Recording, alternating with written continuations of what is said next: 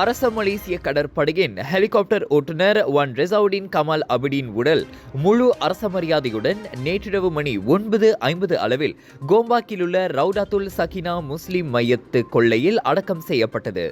சலாஹுடீன் அல் அயூபி பள்ளிவாசலில் பொதுமக்கள் மற்றும் அரச மலேசிய கடற்படை அதிகாரிகள் கலந்து கொண்ட தொழுகைக்கு பின் அவரது உடல் மையத்து கொள்ளைக்கு கொண்டு வரப்பட்டது.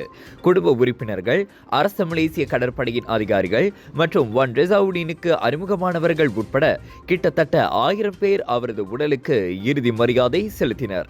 இதற்கு முன்னதாக ஈப்போ அரச மலாய் 23வது ரெஜிமெண்ட் படையைச் சேர்ந்த 8 முஸ்லிம்களின் உடல்கள் இறுதி மரியாதைக்கு பின் அடக்கம் செய்வதற்காக அவர்களது குடும்ப உறுப்பினர்களிடம் ஒப்படைக்கப்பட்டது. செவ்வாய்க்கிழமையன்று லுமூட்டில் உள்ள அரச மலேசிய கடற்படை பயிற்சி தளத்தைச் சேர்ந்த 2 ஹெலிகாப்டர்கள் வானில் மோதிக்கொண்ட பின் விபத்துக்குள்ளானதில் 10 பேர் உயிரிழந்தனர். கடற்படையின் 90வது ஆண்டு கொண்டாட்டத்திற்காக நடைபெற்ற பயிற்சியில் கலந்து கொண்ட போது அந்த ஹெலிகாப்டர்கள் விபத்திற்குள்ளாகின. இதனிடையே அந்த விபத்தில் உயிரிழந்த லெப்டினன்ட் டி சிவசுதன் உடல் சித்தியாவான் தமான் சர்டாங்ஜியாவில் உள்ள அவரது வீட்டிற்கு நேற்று மாலை மணி 5:52 அளவில் கொண்டு செல்லப்பட்டது. அவரது இறுதிச் சடங்கு பேரா மஞ்சோங்கில் உள்ள இந்து சபா மயானத்தில் இன்று நடைபெறும்.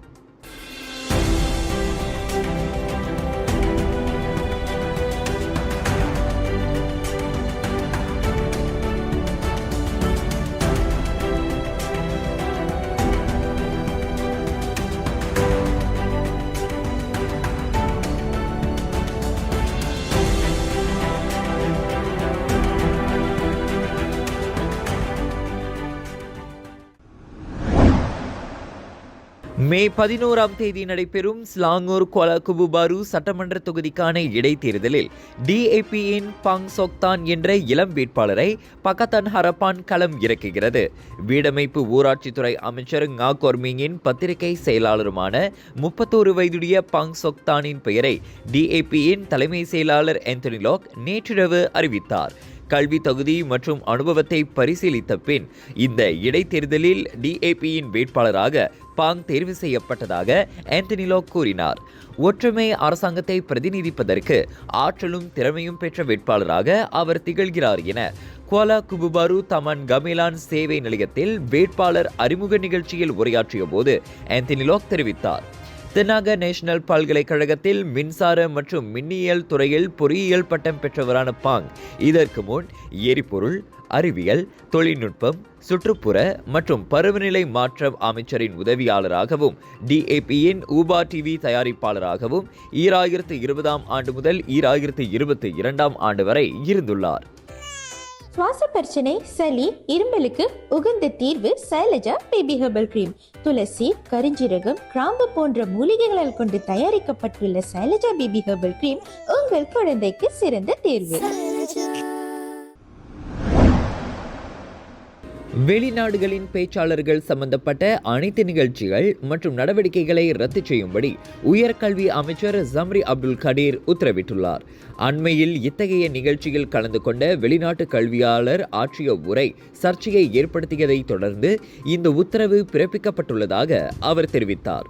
இந்த விவகாரம் குறித்து மலாயா பல்கலைக்கழகம் விசாரணை நடத்தி மேல் விவரங்களை அறிக்கையாக வழங்கும்படி தாம் கேட்டுக்கொண்டிருப்பதாக ஜம்ரி அப்துல் கடீர் தெரிவித்தார். அதோடு உயர்கல்வி அமைச்சின் கீழ் உள்ள அனைத்து நிறுவனங்கள் எவரையும் தங்களது நிகழ்ச்சியில் உரையாற்றுவதற்கு அழைப்பு விடுப்பதற்கு முன்னதாக அவர்களது பின்னணிகளை மிகவும் கவனமாக ஆராயும்படி அவர் கேட்டுக்கொண்டார்.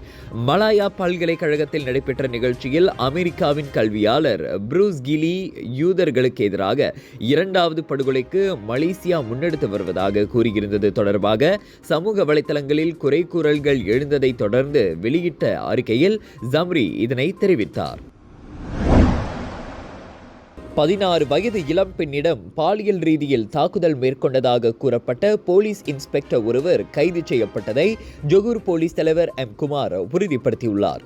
பொந்தியான் போலீஸ் தலைமையகத்தைச் சேர்ந்த அந்த இன்ஸ்பெக்டர் நேற்று முன்தினம் 6 மணியளவில் தமன் ஜோஹர் ஜயாவில் இக்குற்றத்தில் ஈடுபட்டதாக கூறப்படுகிறது. இரவு மணி 9:21 அளவில் அந்த இளம் பெண் போலீசில் புகார் செய்ததை தொடர்ந்து 29 வயதுடைய சந்தேக பேர் வழி பண்டார் சரி அலாம் வட்டாரத்தில் இரவு 11 மணி அளவில் கைது செய்யப்பட்டதாக குமார் தெரிவித்தார். இந்த புகார் தொடர்பில் 2017ஆம் ஆண்டின் சிறார் சட்டத்தின் 14வது விதி உட்பிரிவு ஏவின் கீழ் விசாரணை நடத்தப்பட்டு வருவதாக அவர் கூறினார். அந்த சந்தேக நபருக்கு எதிரான குற்றச்சாட்டு நிரூபிக்கப்பட்டால் 20 ஆண்டுகள் வரை சிறை மற்றும் கசையடி கொடுக்கப்படலாம். டிக்டாக்கை தடை செய்வதற்கான மசோதாவில் அமெரிக்க அதிபர் ஜோ பைடன் கையெழுத்திட்ட போதிலும் அந்த சமூக வலைதளம் தொடர்ந்து செயல்படுவதற்கான தமது கடப்பாட்டையும் ஆதரவையும் டிக்டாக் தலைமை செயல் அதிகாரி ஷோசி சியூ மறுஉறுதிப்படுத்தியுள்ளார். அமெரிக்க அதிபரின் அந்த நடவடிக்கையால் சீன நிறுவனத்திற்கு சொந்தமான பைட் டான்ஸின் டிக்டாக் செயலி ஒரு வருடத்திற்குள் அமெரிக்க நிறுவனத்திற்கு விற்க வேண்டும் அல்லது தடை உத்தரவுக்கான கட்டாயத்தை எதிர்நோக்கி இருப்பதாக அந்த மசோதாவில் கையெழுத்திட்ட பின் ஜோ பைடன் கூறியுள்ளார். இதனைத் தொடர்ந்து உறுதியாக இருங்கள், நாங்கள் எங்கும் செல்ல மாட்டோம் என்று ஷோசி சியூ பதிலளித்துள்ளார். எந்த தவறும் செய்யாதீர்கள், இது ஒரு தடை, டிக்டாக் மீதான தடை மற்றும் உங்கள் குரலுக்கு தடை என சியூ வெளியிட்ட காணொளியில் தெரிவித்துள்ளார். அரசியல்வாதிகள் வேறு விதமாக கூறலாம், இதனால் நீங்கள் குழப்பமடைய வேண்டாம் என அவர் வலியுறுத்தினார். டிக்டாக்கை 9 மாதங்களுக்குள் விற்பனை செய்ய வேண்டும், சாத்தியமானால் 3 மாதங்களுக்கு இந்த நடவடிக்கை நீட்டிக்கப்படலாம். பைட் டான்ஸின் டிக்டாக் அல்கோரிதமை ஜோ பைடன் கையெழுத்திட்ட சட்டம் கட்டுப்படுத்துவதாகவும் இருக்கிறது. கனடாவில் உள்ள மாணவர்களுக்கான இலவச உணவு வங்கி திட்டத்தில் இலவச உணவு பெற்ற இந்திய வம்சாவளியைச் சேர்ந்த தரவு அறிவியலாளர் அது குறித்து காணொலியை வெளியிட்டதை தொடர்ந்து தமது வேலையிலிருந்து நீக்கப்பட்டார்.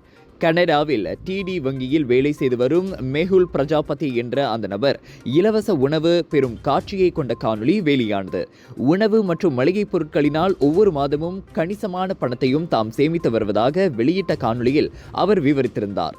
ஆதாயமற்ற இயக்கங்களான அந்நிறுவனங்கள் மற்றும் தேவாலயங்கள், கல்லூரிகள் மற்றும் பல்கலைக்கழகங்களில் மாணவர்களுக்கான இலவச உணவு வங்கியினால் வழங்கப்படும் மளிகைப் பொருட்கள், காய்கறிகள் மற்றும் ரொட்டி உட்பட பல்வேறு உணவுகளை தாம் பெற்று வருவதாக மெஹுல் பிரஜாபதி தெரிவித்தார்.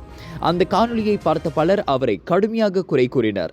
டிடி கனடா வங்கியில் பேங்க் டாட்டா சயின்டிஸ்டாக மெஹுல் பிரஜாபதி வேலை செய்து வருவதோடு ஒரு ஆண்டிற்கு சராசரி $98,000 வருமானத்தை பெற்று வரும் அவர் நன்கொடை உணவு வங்கியின் இலவச உணவை பெறுவது குறித்து பெருமையாக காணொலி வெளியிட்டதை நெட்டிசன்களில் பலர் சாடினர்.